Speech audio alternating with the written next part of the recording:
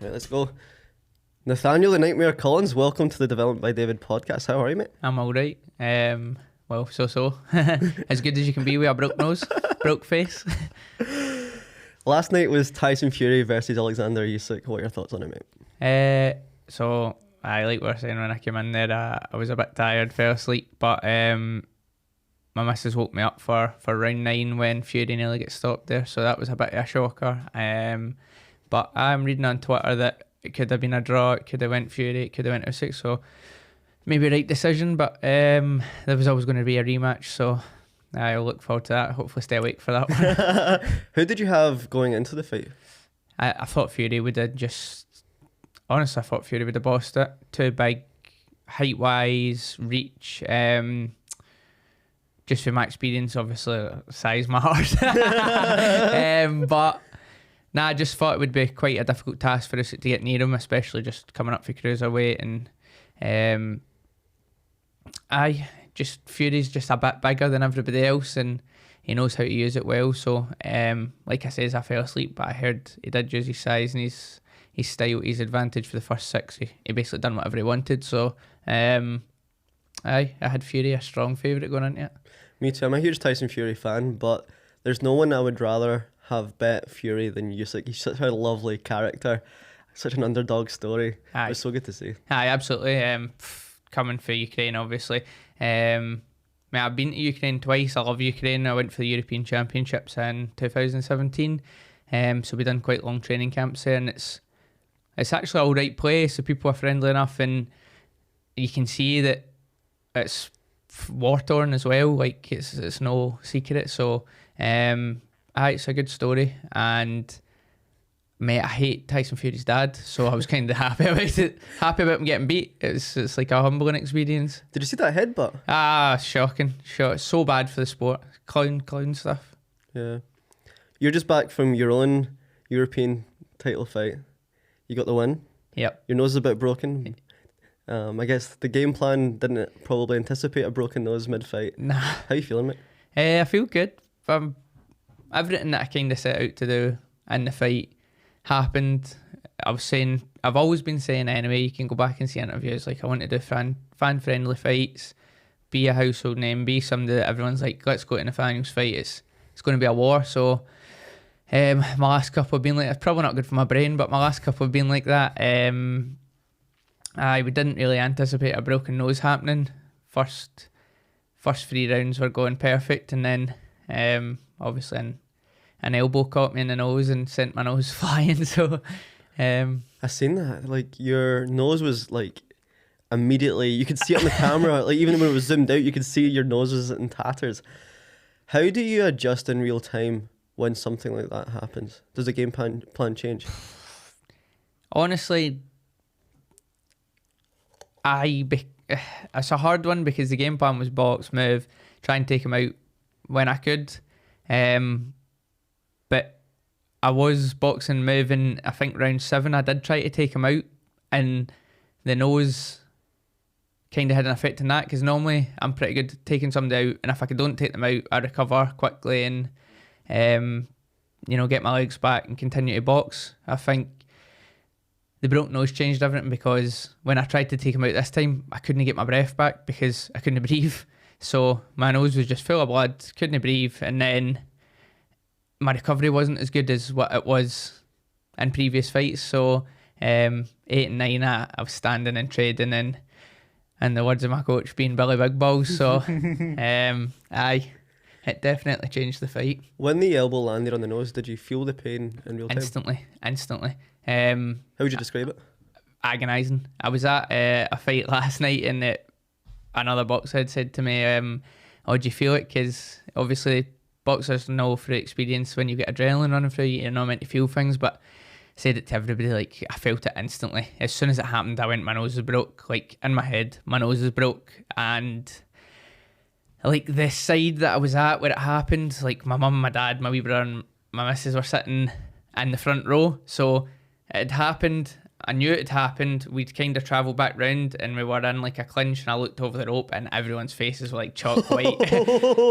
And I came out, Anna, my missus, was saying like your dad was screaming at me, my son's nose all over his face and all that, but it's just one of the things you need to adjust, and like mental toughness and mental fortitude, because there was times where I was like, I really wish this was over, like, but it's one of them, you need to just bite down and get on with it.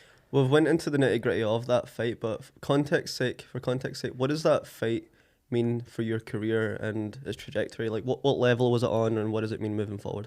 It's just pushed me right up the rankings now. That guy's beat, so the guy at the weight above me, who's British champion, that guy, I thought I'd beat him. He's beat a few British fighters who are kind of highly rated, so it's a really good win. And he came to fight. He was tough, fair play to him, because he was tougher than what I thought he was going to be. I thought I would, if the nose break never happened, I would have probably got him out of there, but I thought I was going to get him out of there anyway. But it was good. It pushed me up the rankings. I'm now number 4 in Britain. The 3 that are above me are world champions, or fighting for world titles now. Who are the 3? It is, if I remember, Lee Wood, who's world champion, moving up to the weight above. Nick Ball, who's just fought for a world title and is fighting for a world title. And then Josh Warrington, I think's one above me in the rankings as well, who's obviously ex-world champion as well, so, or 2-time world champion. So massive names above me. When you look up the rankings to them, are you intimidated by their previous track record? Or are you ready for it? I'm ready for it. The guy number 2, Nick Ball, who's fighting for a world title next week or in 2 weeks, we were already set to fight. And I had an injury from, like, we were set to fight quite close to, I had a fight, and then that fight was quite close, so I picked up a hand injury, and then they pulled out the next time with a different opponent to get a world title eliminator. So we were already kind of on a collision course, and he's managed to press on, so I'm quite close behind him now in terms of the rankings, so I'm looking forward to get my hands on them. I want to reflect on one of your more recent fights with Raza Hamza, which was stopped in 21 seconds. There was tweets online, like I was watching that live and then looking on Twitter, people were like, oh, it was a dive, it was a fake punch, etc, etc. Walk me through that fight. Like, how do you finish someone in 21 seconds? I don't know. It's funny because I was talking about this the other day, because this last fight and my fight before that have went to 12, but that fight went 21 seconds. And on these 2 fights, people are like, oh, why are you not getting them out of there? Why are you not doing this? Why are you not doing that? But that fight went so quick, and people are like, that was a dive, that was this, that was that. So it doesn't matter what happens, people are always going to say something. But sometimes people just get caught cold, and that's how it is, or they're not expecting you to come out as fast as you did. And I came out right away. And I remember it like clearly, because I says, I'm going to go to the body, and I'm going to flip up to the head. And the exact thing that I'd said was going to happen happened, and I just don't think he was expecting it, and it caught him cold quite quick in the first round. So was it the first or second punch to the head that actually knocked him? I think it was the second punch, because I'd kind of flew like a jab that never landed, and then I happened to the body. And then when I stepped in, I went as if I was going to the body, and he bought the feint, and I could see him back because he kept bringing his hands down, and I flipped over the head. And honestly, I thought he was going to continue after it, but when he got up, he was all over the place. And next day, dive. But you can see like somebody can't react like that. So let's take it back to the beginning. When did you put on the gloves for the first time? I was about 14.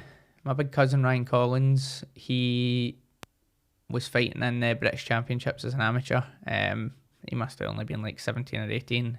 And like, I never really bothered with sports as much. I played football and that, and just ran about and general stuff, climbed trees. But I wasn't really bothered with any sports, or I was competitive, but never done anything with it. So my mum and dad did send me down to the boxing club after we seen Ryan, because they could see I liked it, but I'd never done it. They'd never been involved with boxing or anything. So I went down, was hitting the bag and stuff, and I was going down after school every day to a club in Hamilton, and I enjoyed it, but it took me about a month, 2 months to spar or anything. You're naturally talented at first? Nah, I was terrible. So bad. I thought I was good. I think what got me through was like I had a passion for it. I did love it, and I watched it all the time. So You watched it with your dad quite a lot, didn't you? aye, all the time. We watched, and he loves like Ricky Hatton, Miguel Cotto, like all the old school guys, and so we watched it all the time. Box Nation was about. We'd stay up. You could get it for free, like, or not. You get it for free, but once you'd paid it, it was done for the year. So we'd sit and watch all the fights and stay up for the American fights and stuff. So it was like, I loved it. I'd watch highlight videos on YouTube and stuff before I'd go to boxing. I always watched Prince Nassim Hamed, so I think that's why I was so bad, because I was always trying to do like hands down stuff and all that. I was just getting whacked. So I just really bought into it. And that was a time whereby there wasn't like a Jake Paul versus Mike Tyson fight. There was no influencer boxing. At that young age, you fell in love with the purity of boxing, the real boxing, aye, and the absolutely. real greats and the real legends of the game. That's it. And there was none of the clown stuff that's going on now. And at that time, people like the best fought the best, and they did fight, and everyone was fighting everyone. So it was brilliant. And like, it's unfortunate because when you say it like that, you don't think about it. You always think about boxing right now. But when I grew up, like everyone was fighting everyone, and it was classics, and it was always classics. So it was good time to get into boxing and fall in love with it. Do you think that shared passion for boxing with your dad, given the fact that you watched it together, plus the family heritage of boxing with your cousin, do you think that was, as a young man, trying to validate yourself to these older, more experienced figures? Do you think landing in boxing was partially the reason to validate your self-worth to them? Nah, my dad always loved boxing. We would go to every Ricky Burns fight when it was in Glasgow. He loved everyone. He'd always tell me, Willie Lemond, rest in peace, one of his favourite boxers. He would always tell me about, Willie Lemond, Amir Khan, this and that. So,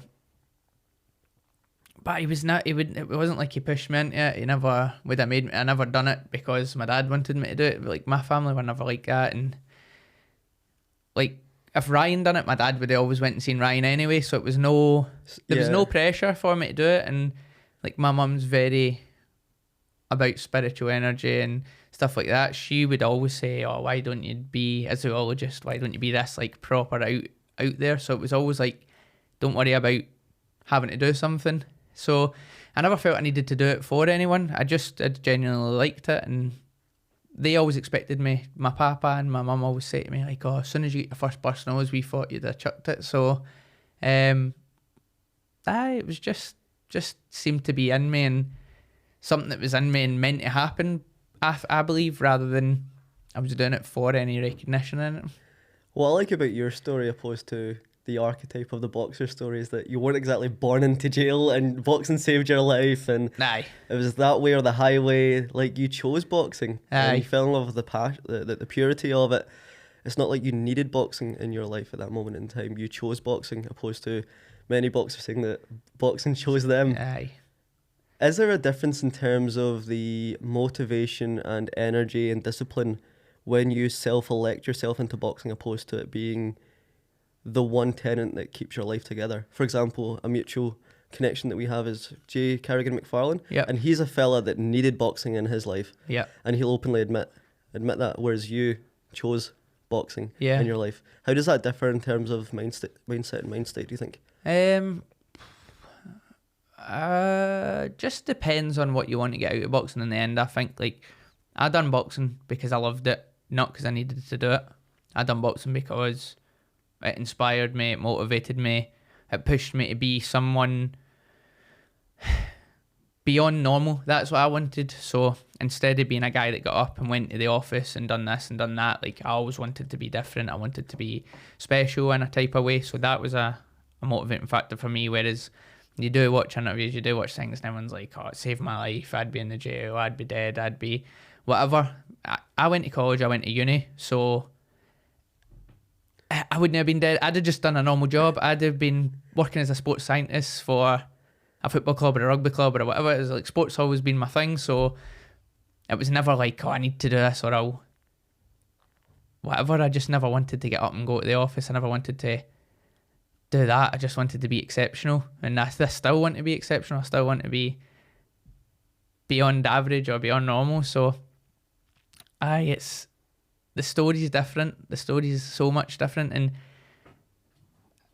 it's hard because it's funny. Everyone makes fun of me. Like my friends are all feel like Royston or the East End schemes, Bridton, Calton, etc. So they've all been brought up in schemes. I was brought up in, yes, Hamilton to begin with, but we moved to the West End, then we moved to Bearsden, so it wasn't as if I was in a rough area, I wasn't in a whatever. So people are always making fun of me and having a laugh and, oh, Bearsden boy and this and that, but it just shows you how much I want to box and how much I want to be a champion, rather than, it's not to get out hardship, it's not to get out of, you know what I mean? So I have a whole array of mates from all different backgrounds, and the common thread between them all is that they elect themselves to do hard things all of the time. And I think there's such a sense of nobility in that. And I guess one of the reasons I wanted to do this podcast was to showcase that, because usually in the podcasting world, the most severe story always wins, but there's so much merit in learnings and feedback and education and just like normal stories, which yours is. Like your upbringing was completely normal, and you chose to do hard things, and now you're at the top of the game. You don't have to have this kind of villain arc to make it or break it almost. Aye, absolutely. And I think like there'll be so many people similar to me who are doing good things, and people always try and bring it down like, oh, you had this helping in life. So I'm not saying it wasn't easy to get to where I got to, by no means, but it wasn't like there was other routes for me. Some people say this is all I had, this is all I had. There was a point in my career where it had to become all in, and then it was like boxing or nothing type thing. But it wasn't like, that wasn't my story for the beginning of, right, you're into boxing. If you're going to be into boxing, you need to be into boxing type thing. I got to like 18 and it was like, okay, now it's time to go all in with boxing or be a man and go and get a job or go and get your degree or whatever you're going to do. So the story started at that age and became difficult because then your parents aren't paying your bills, your parents aren't paying your whatever. You do need to make it on your own. So then it became difficult. Wasn't it difficult for the start, you know? What role did boxing play in the life of a young man? Like when you were in your late teens, what did it give you that no other discipline could? That's a good question. I'm not sure. I'm not sure what it was that kept pushing me or that was giving me that I wasn't getting elsewhere, or it was just like I liked to fight, and I liked the... Would you say you're a violent person? Nah, by no means necessary. Like, at all costs, when I was younger, I would avoid a fight at any means necessary. I would always walk away. I don't really like confrontation now. I would rather just ignore somebody or walk away than argue with them. Or, I've never been a violent person. It's funny because I love to fight as well when I get in the ring. How do you prepare yourself when you step in the ring if violence and aggression isn't your default mode? Because there's many boxers where they're kind of that character year round or day round, whereas it seems that you step into the nightmare when you step into the ring. How do you do any sort of like visualization or any sort of mental techniques, or do you just associate the ring with being a violent guy? So when you step in, it's almost automatic. I don't even think I associate it with violence. It's more like achievement, or I know there's somebody there that's stopping me from being the best in my field. Or like, I'm not there to be violent. I'm not like, you see people who are overly aggressive that will continue to hit people or hit them on the break or hit them on the thing. But you're always technical. You treat it like, when I see you box, you're treating it like a sport, like the science, whereas you'll have someone like a Deontay Wilder who's just swinging for the heavens. You don't do that ever. Exactly, and it's like there's a difference, and I think that's why my last fight was good. It showed that you can still do the technical stuff and be in the trenches. You can still dig deep but you don't need to be violent or aggressive. Or it's still a beautiful thing, you know, and that's why. And loads of people message me after it, like, "Wow, that was exceptional. That was something special. That was beautiful to watch and stuff." Because it was still like bang your gloves and go to work, and then but you can still go and move. You can still go and do that, and it's not like it was nothing dirty. It was nothing thing. It was just pure boxing, and it was a great thing, and that's what I'm more about, like, for the sport rather than, oh, I need to get all my anger out or anything. I'm not like that. When you were a younger man and you would introduce yourself as a boxer in Glasgow or in Scotland, do you think people had a predisposition that you were a violent man and they would try to test that? 100. So I already, I would say I'm quite intelligent, even though I chose to go with the boxing route. But I know what Glasgow's like, and I would never introduce myself as a boxer. It would just never be a thing. People who knew me knew I was a boxer. Other people want to introduce you as a boxer because I think they feel like it gives them a bit of something to be pals with somebody that's a boxer. Or if you're on a night out and they'd be like, "Don't do this with him, he's a boxer." And that instantly, like, there's a Scottish Glasgow bravado of he's a boxer. I could smash him, or I could do this, and I could do that. So same kind of thing. But I, for that reason, I never used to go out much. And for that reason, I never would say anybody was a boxer when I went out or whatever. And it was just like avoid that kind of drama at all costs. Have you ever had to use your boxing skills to like break up a situation or defend yourself in real life? I have, but I don't like it. And it's like not something I would shout about or be like, it's just one of the ones, like, if you can avoid it at all costs, avoid it. And if it happens, it happens. But I don't, it's never been, it has happened, but it's not something that I would like be all, oh, I've done this and I've done that. I could do this and I could do that. It's just one of the ones where you get that graph out and it says fuck around and find out, you know what I mean? So, but I'm going to go outside the studio and pick on someone about Nathaniel on you go. Mate, you'd be surprised the amount of times I've been out with people and they've acted differently because I'm there with other people. And you're like, mate, like, calm down, I don't know you like that, I wouldn't back you up like that, you know what I mean? Like, if you're going to go and pick a fight, but it's nothing to do with me type thing. So I'm going to call producer Paul a name over the curtain just now and see what happens. It's nothing to do with me, Paul. But it's just, I don't know if it would just only happen in Scotland, but it just seems to be a bit more rife in Scotland that people want to go out their way to cause it. There's a worldwide fascination about combat sports. What do you think it is about either boxing or MMA that draws especially men to really enjoying it? It's like the most primal sport of all. Like, people, if you were at the Super Bowl or the Champions League final and a fight broke out behind you, you would watch that more than the final. You know, what does it say about us, do you think, as humans, that we're so attracted to that? Just as a sport? like you're saying, it's this primal, it's built into us to be, you know, back in however long ago caveman days, like, fight to be the leader of the tribe, fight to be the leader of the whatever. It just shows you're the alpha male, it shows you're the dominant person. But it's just, you get people that are like that and you get people that aren't, and you'll get other members of the pack of the tribe that think, wow, this guy's the bollocks, but because he can fight or because he can thingy, and you'll get people who want to challenge them or people who want to, it's just, I think that's like instinctively built into us. You're right. I had a guy on my podcast last week called Will Storr, really fascinating journalist who wrote a book called The Status Game, or The Status Games, and he talks about 3 types of status that men, I think, or maybe people generally can achieve. It's either dominance, virtue, or skills or capability. So capability is just your ability to perform a task at a high level. Virtue is like your opinions and how much of a good person you are, how charitable you are. And then dominance is just what it says in the tin, like power, strength, violence.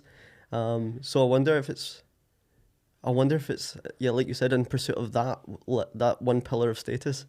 So reflecting that back to you and your story, do you think you have some sort of intrinsic motivation to be dominant or have a high level of status, and boxing was your way of getting that?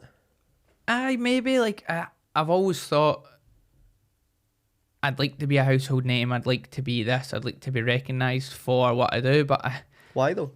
So there's some people that can really renounce that idea of being famous or well known or having high levels of status. Look, I do this podcast because of the exact same, right? Yeah. The reason I try and get people like you on and like high profile guests is because I want to showcase to the world that, look, I'm good at what I do, and you should recognise me for it. So what do you think it says about you that you... Yeah, and I would say like you, for example, would have sat and watched me all yesterday, or sat and watched me all last night, or sat and watched... So and that's time, and that's hard work, you know what I mean? So I feel like my hard work is what I want recognised for, rather than maybe my performance. It's like, I've blood, sweat and tears, I've suffered like so much. Acknowledge that, and if that's coming out from my performance, it's like, that's what I want acknowledged for, not maybe like exactly how I boxed or exactly how I done. Just, it's not the title, it's the character. Aye, like you've gave up all this stuff in your life to get to here. Wow, put you on a pedestal type thing, like, rather than, oh, I want acknowledged for being a good boxer. You know what I mean? I love that. I really like that. The acknowledgement of the sweat and the dedication, the sacrifice, opposed to what it bought you at the end. 100%. Whereas I can imagine loads of people get into a sport like boxing for the perceived materialism, like the Lamborghini or the watch. If you think about the Floyd Mayweathers of the world, all of his rewards from the sport, people get into it for the wrong reasons. Definitely. And if there's any discipline where you want to fuck around and find out whether it's for you or not, boxing's the one. 100%. So I can imagine there's so many kids that are watching Jake Paul and are like, oh my God, he's getting X amount million in a prize purse. They go to their local boxing gym, take a punch on the chin and like, right, that's not for me. Aye. And there's people like, I've got my own gym, we've got an amateur club, there's people that's turned up and probably thought like, this is going to be brilliant, this is going to be whatever, I'm going to come and I'm going to learn so much. And I genuinely think some people are built for it and some people aren't. And there's been kids and even men that have turned up and took a dig and been like, I don't think this is for me, or maybe they've had a few spars and then just been like, it's too difficult, I'm out, I thought it was going to be much easier than this. And that's how the game goes, and it's especially with boxing, it's not the game you want to be half-hearted in, and I would never recommend it. And that's coming from me, like I would never recommend boxing to anybody unless you're really going to just go all in. I spent maybe collectively like a good few years in and out of boxing gyms, and I don't know if this is something that you related to when you first started, but for me, being like a smaller guy, like 5'7", traditionally like really scrawny, going into boxing and learning just how to throw a punch, block a punch, move, get myself out of trouble, being able to hold myself in a social situation gave me a lot of confidence as a smaller person. Yeah. But I was turning up to like sparring classes on a Sunday and I was just getting my head rattled and going into work on a Monday. And for me, I knew I wasn't going to be a boxer. I was still doing the podcast, I was doing comedy, I was doing knowledge work at work. The payoff wasn't anywhere near high enough for the amount of injury that I was getting on such a small level. But I can imagine when it's amplified on your level, when you're doing heavy rounds with the best in the world, the payoff needs to be way bigger than the risk. Aye, absolutely. And you get people that they have something in them where they love that, and it doesn't matter if they're getting battered, and they just love a bit of like, that's the adrenaline or that's the whatever they're chasing, the thrill. That'll come in on a Sunday, spar, maybe get it done, maybe have a move about, and then they'll go to work on Monday elevated because that was what they were chasing, that wee bit of thrill or something else in their life, and that's fine, and there's no problem with that at all. But it's too difficult to mess about with. If you know and you've told yourself, like, I'm only here for a bit of training and the thrill and the learning how to handle myself, fair play. There's people that are turning up and they're like, oh, I could be a boxer, I could do this, I could do that, and they're telling themselves, and I'm telling them, you can't, you won't, because you don't run, you turn up to boxing for 3 hours a week, you don't eat right, you don't do this, you don't do that, you're not taking, you know what I mean? I've been doing it for 10 years and people think it's an overnight thing, or 12 years, and when I was 14, 15, 16, I was running every day, I was eating right most of the time, you know what I mean? Like, as an amateur, just starting out, so it's like, you can't turn up at 20 to the gym and just think I'm going to do 3 hours of boxing a week and be brilliant. It's never going to happen for you. So, in Glasgow, if not Glasgow, broader than that, the kind of traditional pathway for a 14 to 18-year-old is try and get off on the sly from school, pick up some alcohol through a big brother or cousin, go down the park and get absolutely bevied out your trolley. At that age, you were an amateur boxer. How did your lifestyle and, I guess, teenage years look with that goal in mind? How did it compare to your mates around you? I just, like I said, when I first started, I just done normal stuff, running about, football. I still done all that stuff. When I left Hamilton at about third year, so that's when people just were starting to get into bevying and smoking and whatnot. I'd just left at that time, moved to Bearsden. So I think I was fortunate already, because when I got to Bearsden, I didn't know anyone. Everyone had their circles already. It was quite tight. It was like almost you're an outsider type thing. It wasn't like I got excluded or anything, but it wasn't like I'm on round and hang out and we'll go to the park and this and that. So, and that suited me fine, because it was right in between the time of I'm taking boxing more serious and I've not got that many pals at Bearsden, which is how it went. So by the time I got to 5th and 6th and onwards for that, I wasn't going to parties anyway. I wasn't doing nothing. So it was just a couple of pals. They would come at my fights, we'd get food and that, and then it was chill. I liked the PlayStation, so that was what I would do in my spare time. That's a very unconventional pathway in existence for a young man in Glasgow, but like you said, you knew at a young age you wanted to be exceptional. And I love the quote, ordinary people get ordinary results, extraordinary people get extraordinary results. And you did the extraordinary at that age. We spoke about brain health when it comes to sparring and going the rounds. What are your considerations around your brain health?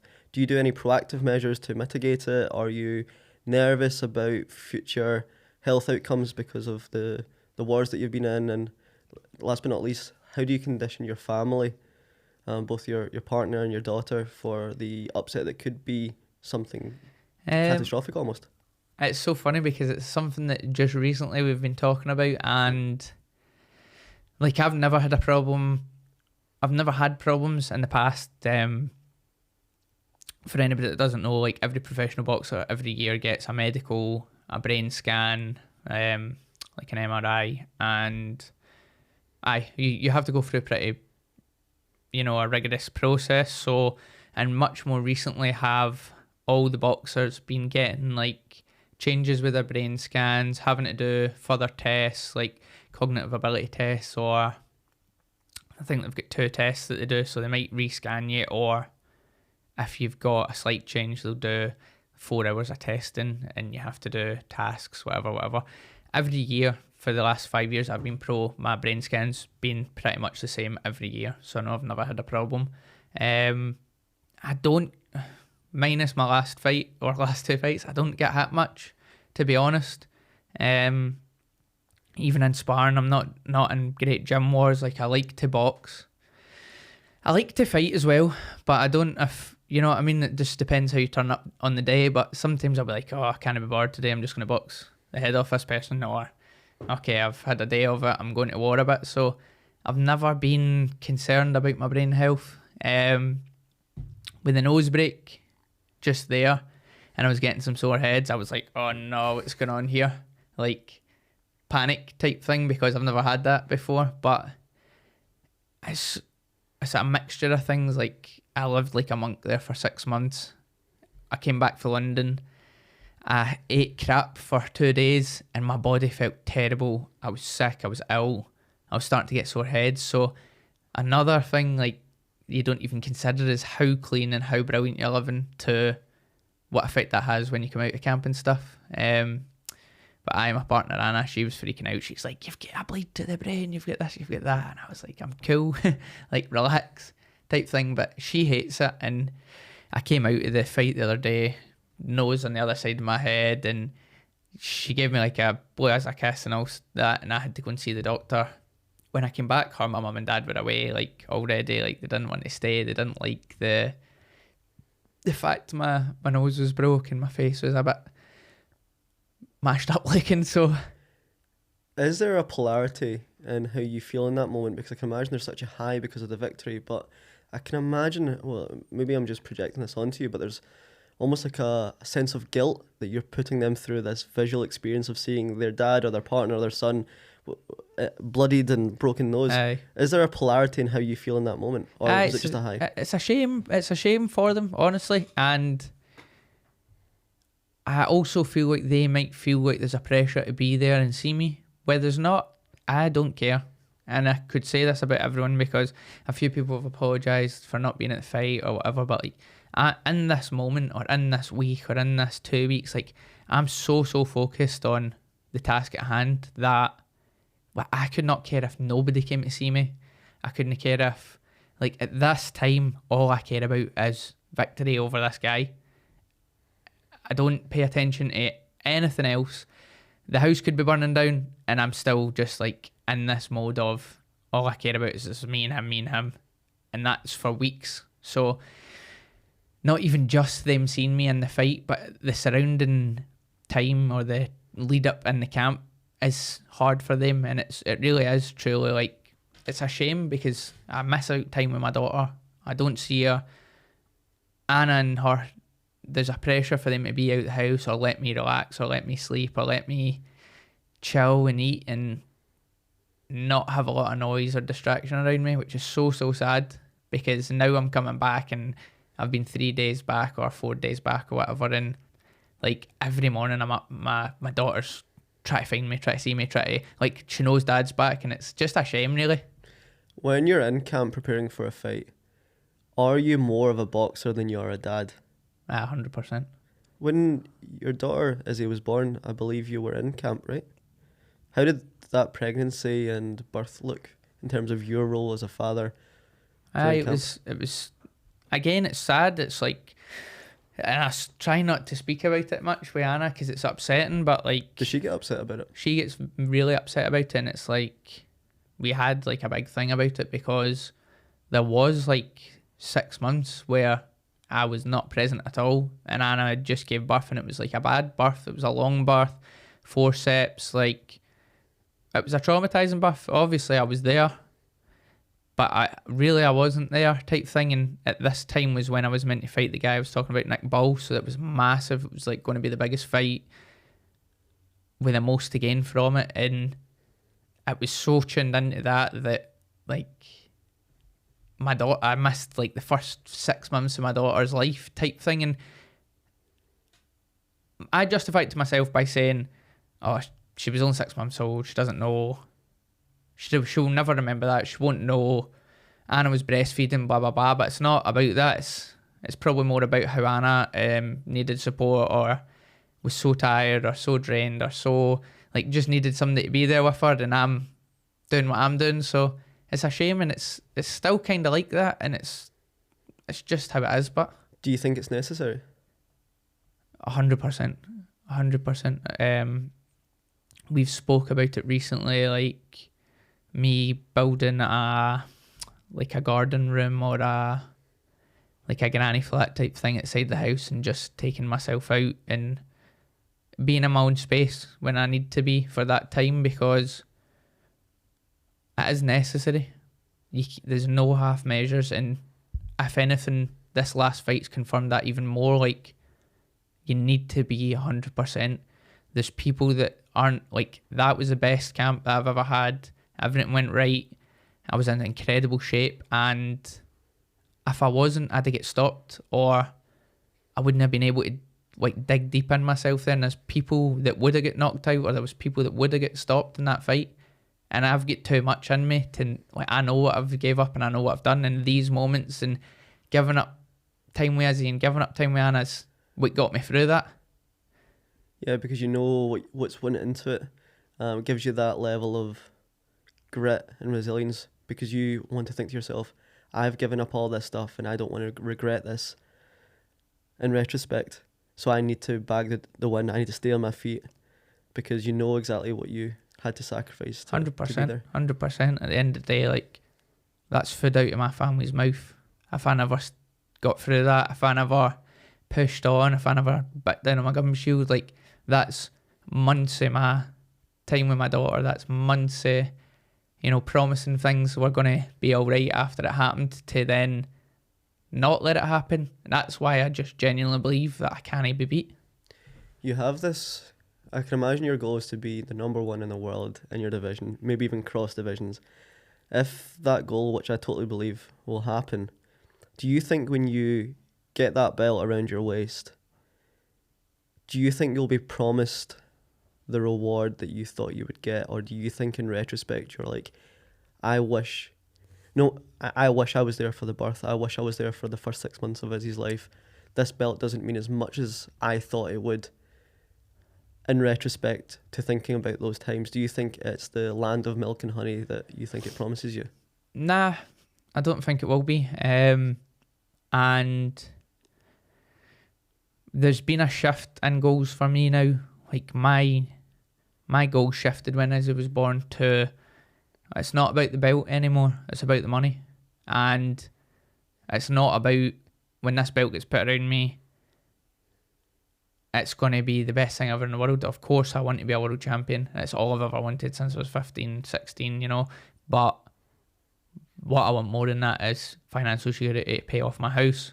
I want Anna to have no problems. I want Izzy to be able to grow up in a house and not have to worry if we can send her on a school trip or we can take her on a skiing holiday. Like, it's experience that I want to buy in the future, you know what I mean? So it's like putting money into a house and selling it in 10 years or 5 years or whatever. I'm putting money and putting time into my career, and then 5 years down the line, we're going to be able to do whatever we want and experience whatever we want. So that's the land of milk and honey for me now, rather than belts. That's lovely. That's amazing. Because I guess some people might have been listening to the last 15 minutes and been like, that is so selfish. And then now that you've shared your goal, like, oh no, it's actually selfless completely. What if it all doesn't work out? What if you get an injury, God forbid, touch wood, or the goal that you have in mind of whether it's the prize purse or the belts, what if it doesn't happen? How are you equipped in dealing with that? 'Cause I know you're obsessed. I see your Instagram stories, your posts. You're all in. What if it just doesn't work out? And there's a possibility that it might just not work out. And I've always said that. I said that to Anna when we first got together. I said that to Anna recently. I says, like, prepare yourself, because one day I might just get brutally knocked out and that's game over. Or one day I might just... And I've accepted that as well. Or you look at Ricky Burns, 3-weight world champion.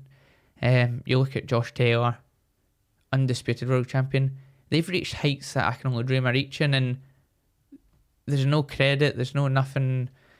Josh Taylor's made his money, don't get me wrong, but it's like, if that was somebody from another country or somebody from America or whatever, it would be tenfold what they're doing. And so there's a chance that I might get to the level and still not get what I'm deserved, or still not get what I'm due from all these years of work. So it is what it is. When I put up on Instagram that I was having you on the podcast, I put a little poll for people that follow either you or me to ask some questions, and someone asked about that. They asked, why are Scottish athletes, specifically in boxing, why are they not put on a pedestal in the same way, people at the same weight with the same achievements in England or worldwide? How come Scottish people aren't given that level of fame and opportunity? Yeah, I was talking about it yesterday.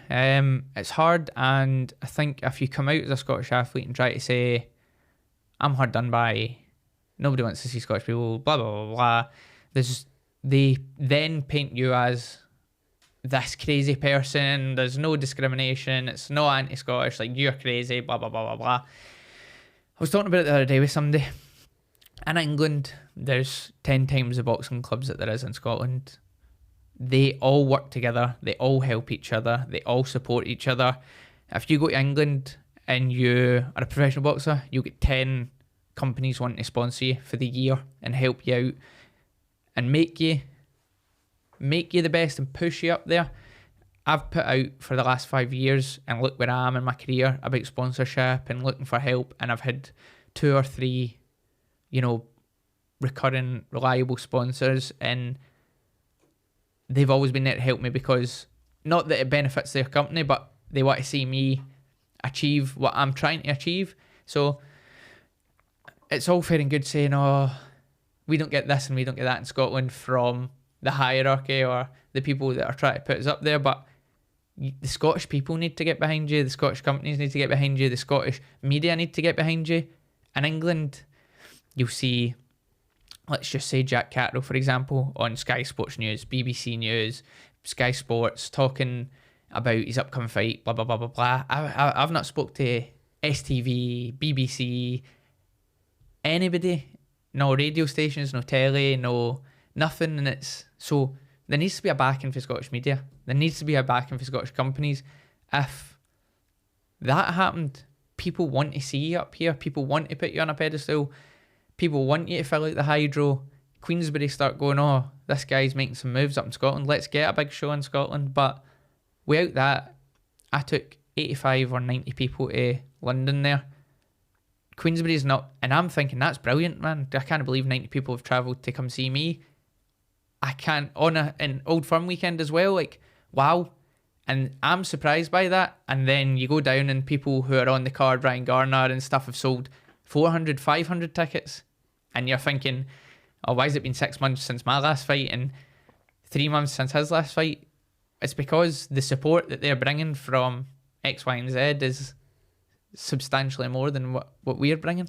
Does that put a pressure on you to become more of a marketer, to be more, I guess, flagrant and charismatic, and your press conferences perhaps cause more controversy? I can imagine if you're not getting that level of institutional support through media sources or local businesses, then you almost have to force eyes on you, whether it's through your actual performance in the ring, but more recently it seems to be outside of the ring that garners more mass appeal. If we think about like Ryan Garcia, for example, with his recent kind of fake social media ploy, and then TikTok boxers, even in Scotland, these TikTok boxers garnering mass appeal because they're causing controversy. Is there a pressure on you to almost either amplify your performance by being more flagrant in the ring, if not out the ring? I think some people might feel a pressure. I've always authentically been me. Like, I know who I am as a person. I'm comfortable being nice guy, good guy, doing what I can do to help people, doing what I can do to show my character. So I would never, like, it's not in me to grab somebody by the neck or blah, blah, blah, blah, blah. Like, I don't hate anybody that much. I just, like, you can tell when something's fake and forced. So are you better off being fake and forced and trying to market yourself that way? And, like, then people start going, oh, he's a dick, he's this, he's that, and they're tuning in to see you get beat. Like, that's never been about me. Like, I've always been like, I'm here, I'm putting my heart and soul into this for Scotland, to bring big nights to the city, to bring, you know, like, put Scotland in the map type thing. So it's like, I'm not asking for much in return. Come see me, tune in to see me, whatever. It's like, it's difficult, and I do understand. And like, even the TikTok stuff just recently happened. Like, what's your opinion on that? I think they're all terrible.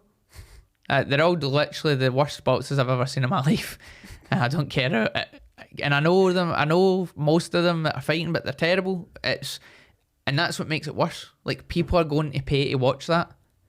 People are tuning in and thinking they're actual boxers, and you're like, these guys are terrible. I've got 15-year-olds, 13-year-olds in my gym that would beat them up, you know what I mean? Yet people aren't, the same amount of people aren't coming to watch you doing it at an elite level in the biggest arenas, at the biggest stages. They're getting arguably just as many views at times. Depends what sources or who's attending and where it's at, but sometimes they're getting just as much as the real boxers who are performing at the elite level. Does that frustrate you at all? Nah, I think, like, fair play. Get the same amount of work that people have put into maybe marketing themselves, or I don't know what they do on the side or whatever they do to get this following. So fair play, and if you've put that work in, why not prosper from it? And if I had the same following, I would be doing stuff to get the same revenue, not top boxing, but vice versa, like, or going into their things and maybe selling stuff or whatever. Or so, by any means necessary, if you've you've hustled, then get your bag. But it's like, what can you do about it? Yeah. That's how the world is now. Yeah, and I guess you're just focusing on you and your lane, whatever's at the periphery of it 100%. doesn't Like matter. I know that I'm going out and I'm putting on exciting fights and I'm putting on exciting performances. So that can only speak for itself. And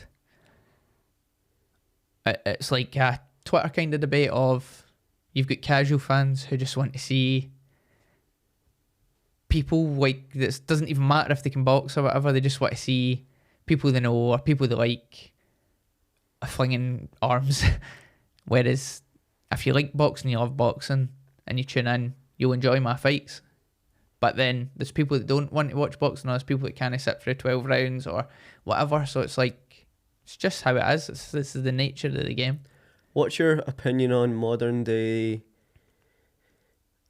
prize fighting in terms of how, like, Matchroom, for example, or DAZN have really made boxing feel like the WWE? Like last night with Fury and Usyk, there was like rappers, there was fireworks. It's almost like the WWE. What's your opinion on that kind of transition from what used to be a sport to what seems more like a reality TV show / entertainment series? I think, like, going back to when I used to watch boxing when I was young, like, Mayweather was always getting wrapped in. People have been getting wrapped in America. It was never really a thing here. It was just like, get to the ring and fight. But I mean, I'm used to seeing stuff like that. Even AJ with Stormzy and stuff like that changed that a bit in the UK, and it made it more acceptable. So it means nothing to me if the fights are getting made. As long as the fights are getting made, whatever goes on around it doesn't matter. When you're fighting for the world title, who are you going to have wrap you in? Do you get Darren Connell to come in? OXAB. No, I'm kidding on. Nah, when I'm fighting for a world title, I'll be getting bagpiped in, don't worry about it. Oh, at the Hydro or something? Aye, that would be amazing. I can see it. What do you think about the cross-pollination of UFC fighters coming across to boxing? Specifically the AJ or Anthony Joshua Ngannou fight. Do you think it's good for the sport? Do you think these MMA fighters actually can hold weight in a boxing ring? Or do you think they are shocked like Ngannou was when he fought AJ? By the way, that was a horrible knockout. That's one of the worst I've ever seen. Oh. I would say that it goes back to the same kind of thing as, like, these people have put in the work, genuinely put in the work, and whether it be in UFC or MMA or boxing or BJJ or whatever their practice is, they've put the blood, sweat and tears in. And where they're not receiving that recognition and that reward that they deserve in terms of money from the UFC, they'll find it in boxing. So same kind of thing as the TikTok thing. Like, if you know you can go here and get that money, get it. Like, do what you need to do, because boxing fans don't pay a wage. Dana White's not paying your wage. If you need to go to Saudi and get money for Saudi, and that's paying your wage and feeding your family, it needs to be done. And there's no, like, is it dangerous? Potentially. We've seen Ngannou get knocked out, but he fought Fury and it wasn't as dangerous, and he put Fury on his arse. So it's like swings and roundabouts of where you see it from that. But, like, the be all and end all is, if you're getting paid and that's putting money on your and food on your family's table, then get it done. What about drugs in the sport? Ryan Garcia fought Devin Haney. Yeah. And was popped for taking performance-enhancing drugs after the fact. Do you think there should be harsher punishments on the sport in terms of drug control? Yeah, absolutely. But what I would say is, and people can choose to disagree with me or ignore it, but I would say 90% of the people at the top level are probably taking something. Really? Aye. And cycling it, timing it right, whatever. But I would say, you look at most of the people that are getting popped. Canelo get popped, get a 6-month ban, get swept under the rug. Like, all the guys that are making serious dough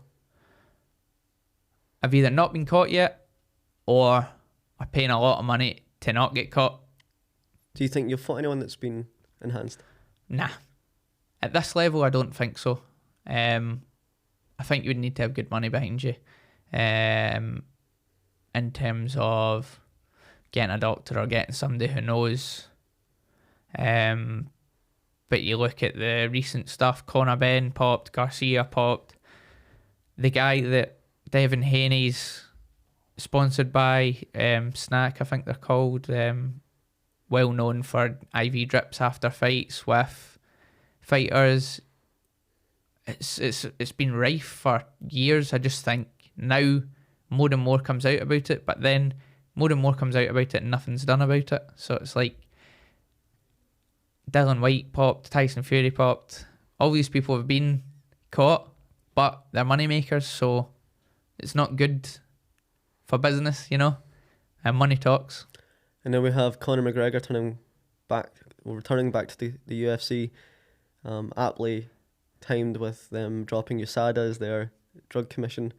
He's definitely rugged to the bones. Aye, he's just out his eyeballs, genuinely. But it's like, you'd be a fool. You'd have to be blind or a fool to not know. You know what I mean? And you look at some of these guys, it's so blatant, it's so like in front of your eyes that I think people just think there's no way it could be that blatant. But you look at Conor Benn with the whole scandal, and it was like, oh, I've ate too many eggs or whatever. He was massive, shredded, solid, knocking people out.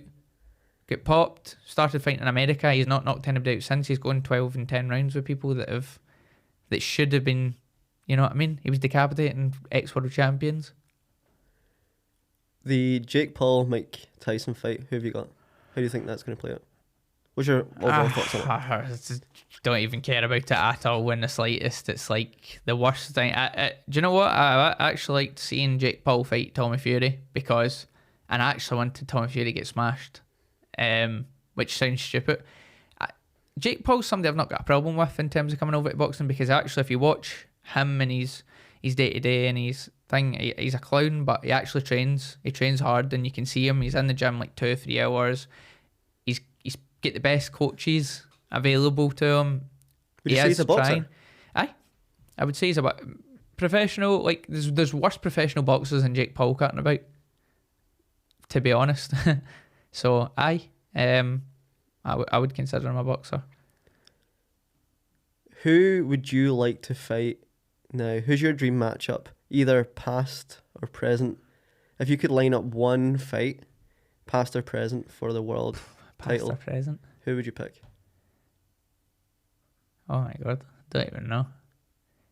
Anybody right now, anybody that's got a world title can get it. Past, who would I like to fight? Don't even know. The funny thing is, when I was younger, I never ever watched featherweights. I would always watch, welter, and my favourite featherweight of all time coming through was Leo Santa Cruz, Mexican guy, that get knocked out off Gervonta Davis. So back in the day, he used to throw like something crazy, like 1,000 punches and around and all that. So it was like he was one of the guys I always thought he'd be great to fight. I always loved Carl Frampton. So Leo Santa Cruz or Carl Frampton, I'd love to fight. I'd love to fight. Should we see Nathaniel Collins at the Hydro, do you think? Yeah, absolutely. Mate, that's like a dream for me. Headline the Hydro, massive crowds for a world title, or it doesn't even need to be for a world title, for whatever. A big massive fight, and I get bagpiped out, Flower of Scotland, everybody cheering, everybody singing. Absolute dream, because when I was younger I used to go to the SECC every Ricky Burns fight, and without fail nobody would watch anybody else on the undercard. Everybody would be at the bar for the whole night, and then Ricky Burns would start to come in and everybody would run to the stands and it would be packed to the rafters and everybody would be singing, screaming, and like that's all I remember as like being Ricky Burns being a pure national hero for Scottish boxing, and like that would be good to be at that level and achieve that. Nathaniel, mate, I have no doubt that will happen. I can't wait to see it happen. Thank you for coming on the podcast. This has been a lot of fun. I wish you all the best in your boxing career, and hopefully we can do this again when you're finishing someone at the hydro and you've got the belt wrapped around your waist, mate. Thank you. Thanks very much for having me on. We're done. Amazing. Ideal. Thank you, mate. That was